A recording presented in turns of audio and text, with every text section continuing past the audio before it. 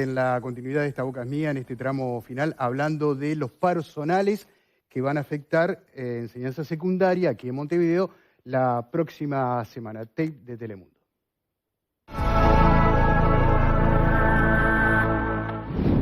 ADES Montevideo hará paros zonales entre el lunes y el miércoles de la semana próxima, además de un paro general el jueves.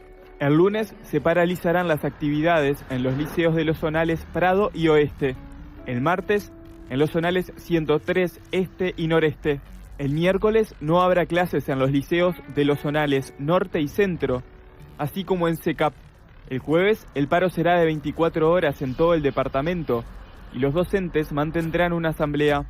El reclamo de los profesores es que se otorgue el 6+1% del PIB a educación e investigación, un incremento presupuestal para infraestructura, la creación de cargos y equipos socioeducativos, y por un presupuesto que permita una educación inclusiva y accesible.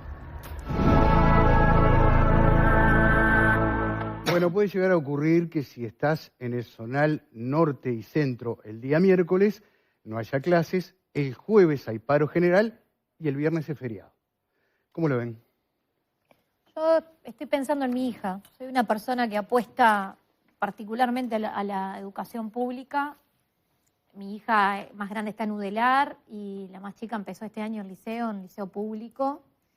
Y la verdad que me da mucha pena porque, a ver, yo soy una defensora de las medidas sindicales, obviamente, pero cuando tienen sentido. Ya hay una respuesta del gobierno en cuanto a los recursos, hay un presupuesto quinquenal que reflejó una reducción en el presupuesto de la educación con respecto al periodo pasado, o sea que ni cerca 6+1, pero la realidad es que ya sabemos lo que el Ministerio de Economía planteó, cuáles van a ser las prioridades, qué dinero se van a movilizar dentro de esta rendición de cuentas, que va a ser gasto cero. Y tenemos el porqué del gasto cero y más allá de que soy una convencida que obviamente que el movimiento sindical y los sindicatos tienen sus momentos estratégicos, también uno sabe hasta dónde puede tirar de la piola. Uno sabe hasta dónde puede tirar de la piola y qué porcentaje de posibilidad tengo, ¿no?, para aplicar ciertas herramientas cuando sé que tengo la puerta cerrada, porque uno apuesta y se mueve cuando sabe que hay recursos, que hay posibilidades de que haya movimiento, pero cuando vos ya sabés la respuesta de esta rendición de cuentas, sabés el motivo de esta rendición de cuentas, hacia dónde va, y más allá de que hubo un compromiso que no se cumplió porque les prometieron el 6+1 y el 6+1 no va a estar, perjudican enormemente a los chiquilines. Te piden presupuesto para una educación más inclusiva y no hay nada más inclusivo que no tener clase en la educación para que los chiquilines no puedan aprender, para que no accedan a las herramientas. Entonces, que tengan 3 días menos de clase en una semana, es un disparate absoluto, un disparate para las familias, un disparate para los chiquilines. Esto no sabemos, además es la primera semana de medidas. Esto recién está empezando.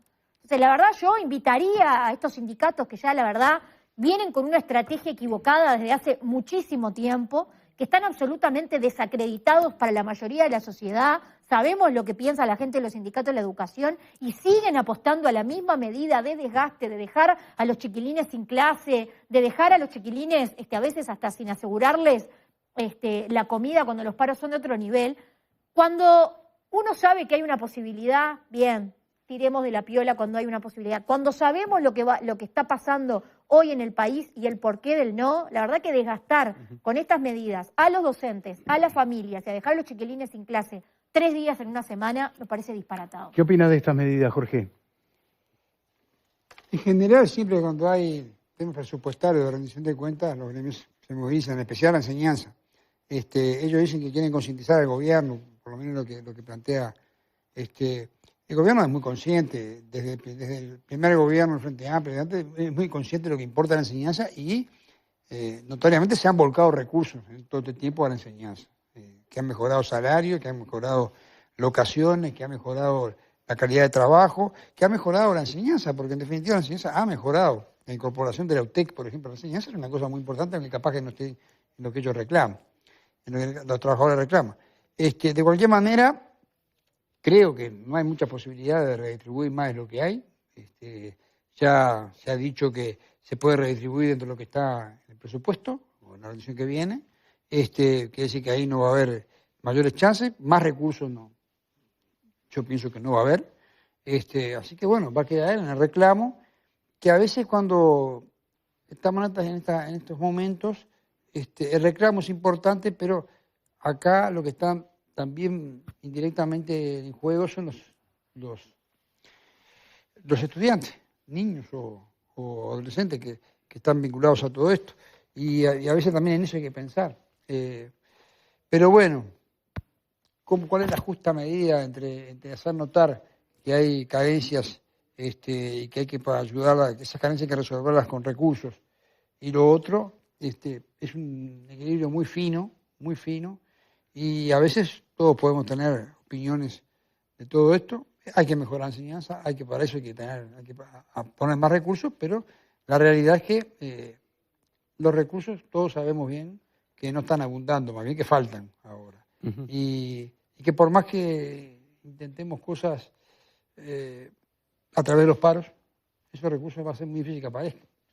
Entonces, bueno, pero es un país democrático, un país donde todo el mundo puede expresarse y los gremios lo hacen, la educación lo hacen, otros gremios también lo hacen, y ellos sabrán cómo afecta y cómo afecta la representación del gremio. Yo lo que no entiendo por qué el paro se centra en Montevideo. Y en realidad no hay un paro a nivel nacional. ¿Qué es ese sindicato el que...? Bueno, justamente, pero no sé por qué no hay un paro, porque supongo que los profesores y maestros del interior no tienen el mismo problema que en Montevideo. Pero bueno, esas cosas yo no sé por qué son. Pero bueno, eso es lo que vamos a vivir. Patricia, ¿invalida este reclamo el hecho de que la frazada se acorte, que ya se conozca que no va a haber más presupuesto? No, cada uno con lo que le toca. Yo espero eso de los sindicatos. Parece que el sindicato tiene que siempre seguir disputando lo que entiende que necesita. O sea, ese es el juego. Yo no solo creo que sea un derecho, sino que creo que es una necesidad democrática también. Que el que tiene que reclamar, reclame, ¿no? Nosotros acá hablamos mucho y todas las semanas hay una conversación sobre algo que pasó en un liceo, una cosa que pasó en este otro liceo, hay liceos que tienen Yo no creo que el interior y Montevideo sea lo mismo, o sea, creo que hay una complejidad en algunos liceos de Montevideo tremenda.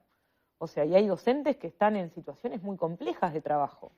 Entonces, el paro no solo sirve para disputar presupuesto, sino también para poner en la agenda de la discusión pública cuáles son las condiciones de trabajo, las condiciones para efectivamente que los chiquilines tengan una buena educación, que eso depende en gran parte de los docentes. Entonces, a mí me parece bien, en general, los instrumentos que usa la gente para dar batalla me parecen bien y creo que son justos.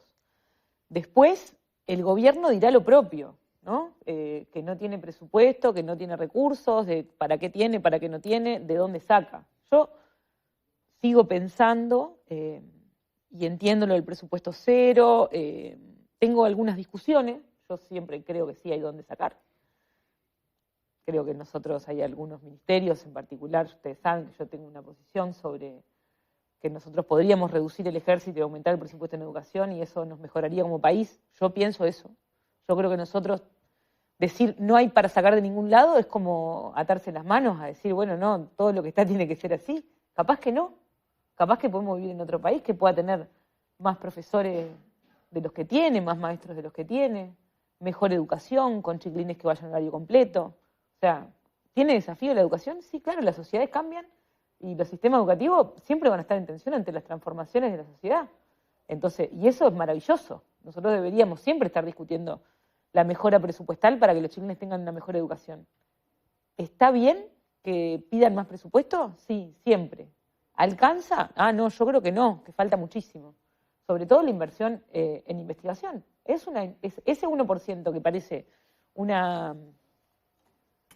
como un relato, un mantra que se repite hace muchos años. ¿Qué quiere decir? Bueno, que nosotros tenemos que mejorar la capacidad de este país en que los investigadores que salen del sistema de investigación tengan capacidad de trabajar en este mismo país y de investigar para el país. Entonces todos los reclamos que sean sindicales para mejorar las condiciones de educación, siempre voy a estar de acuerdo. ¿Qué opinas, Pablo? Todos los reclamos de los sindicatos tienen un origen, ¿no? Un hecho generador. Estos reclamos, que uno podrá o no compartirlos, pero estos reclamos que están haciendo hoy los gremios de la educación son los mismos reclamos que se vienen haciendo de hace mucho tiempo atrás, con la administración anterior, con la anterior y demás. El gran tema que tenemos acá, o por lo menos lo que yo veo, que había una expectativa de mejorar determinadas situaciones que no se han mejorado. Esa es la realidad que tenemos. Y por eso es que tenemos este tipo de planteos por el sindicato, donde esperaban más del gobierno, o por lo menos el gobierno dijo que iba a hacer más. Y que transcurrido más de un año de este gobierno, con el presupuesto que fue muy discutido y ahora en la rendición de cuentas, se ven que esas expectativas que se les habían prometido se van como agua entre las manos. Cuando se habló del 6+1, que todos somos conscientes de que el 6+1 es muchísimo dinero, el Producto Bruto Interno de este país anda en unos 96.000 millones de dólares. Un punto del Producto Bruto Interno, o se proyecta para este año, estamos hablando de 960 millones de dólares, es muchísimo dinero. Pero un punto de ese Producto Bruto Interno, hoy tenemos destinado a la educación un 4.7 aproximadamente, estaríamos no llegando al 6+1, pero estaría bastante más cerca, que es lo que están reclamando los sindicatos. Y lo que se prometió por este gobierno de tratarse de acercar. No iban a llegar, pero a tratarse de acercar. No solo nos acercó, sino que está en las mismas condiciones de hace mucho tiempo atrás. Y el resto de su plataforma claramente no cumplió las expectativas que el gobierno se les había dado, porque cuando aquí se hablaba de la precarización laboral, que es lo que están reclamando, de tratarse de acercar en los primeros cargos a media canasta básica, que hoy no se llega, de que la creación de nuevos cargos, porque están faltando cargos de auxiliares de servicio, están faltando cargos según la interpretación del sindicato, no yo estoy repitiendo simplemente lo que dice el sindicato en su plataforma, de adscritos y demás, de más profesores para que los cursos no estén abarrotados y de pronto se pueda llegar a 25, 28 personas, chiquilines, y no a 40, son reclamos todos que vienen de larga data. Lo que pasa es que cuando vos prometés que vas a hacer algo y después no lo haces, está claro que existen estos reclamos. Comparto con Jorge y con Pato que de pronto no está el dinero. O de repente puede haber una redistribución de esta rendición de cuentas, pero jamás cualquier tipo de redistribución que haya va a contemplar lo que se les dijo que iban a tener. Entonces, muy difícil es no poder entender este tipo de reclamos, más allá de que cause o no molestias o preocupaciones. Reclamo que se traslada al Parlamento ahora, ¿no? Donde si efectivamente hay algún tipo de redistribución, como vos decías, Pablo, se va a originar en el ámbito del Palacio Legislativo, precisamente. La redistribución, o sea, el objetivo de la redistribución creo que ya está resuelto, hasta eso, ¿no? O sea, creo que tenemos que ver después de dónde se plantea sacar para trasladar a lo que es políticas sociales, seguridad, o sea, a ver, yo reitero, entiendo que hubo un compromiso que no se cumplió. Les prometieron, no se cumplió, perfecto. Hay algo que igualmente digo, yo fui dirigente sindical 15 años. El paro no es la única herramienta que un dirigente sindical, que una conducción sindical tiene para poner sus temas arriba de la mesa. ¿Qué otras herramientas? Y los paros en la educación perjudican directamente a los chiquilines. Estamos hablando de una semana de 5 días, los chiquilines van a tener 2 días de clase. Entonces, está todo bien, pero los chiquilines no se van a educar mejor si esto arranca con la primera semana de medidas, porque hay un feriado, justo eligieron la semana de un feriado, 2 días más de paro, que implica que los chiquilines tengan, después no sabemos cómo viene la otra. Y la otra. Y la realidad, la explicación no es que la realidad no es la misma en el interior que en Montevideo. Porque lo que pasó en Salto es bien parecido a lo que pasa en Uruguay. Los chiquilines con las balaceras, los chiquilines peleándose entre ellos y agarrándose a las trompadas, pasó el Maldonado, o sea, la realidad de la violencia y de cosas que están pasando a los chiquilines es la misma. La diferencia es el sindicato. El sindicato de Montevideo siempre ha aplicado, y pasó en el periodo pasado contra la transformación educativa, las medidas absolutamente desmedidas de Montevideo, de ADES Montevideo. No es la primera vez que pasa. Siempre, a diferencia del resto del país, ellos toman unas medidas absolutamente extremas. Hay medidas mucho más cautelosas. Hay medidas que vos podés empezar a informarle a la gente sin perjudicar directamente a los chiquilines. Yo lo hacía. Nosotros como dirigentes sindicales en su momento, cuando ocupamos el despacho de Daniel Martínez, no perjudicamos un solo servicio municipal. Llevamos todas las reivindicaciones que teníamos toda la atención de los medios de prensa y la gente pudo ver nuestras denuncias en negro sobre blanco de lo que estábamos denunciando.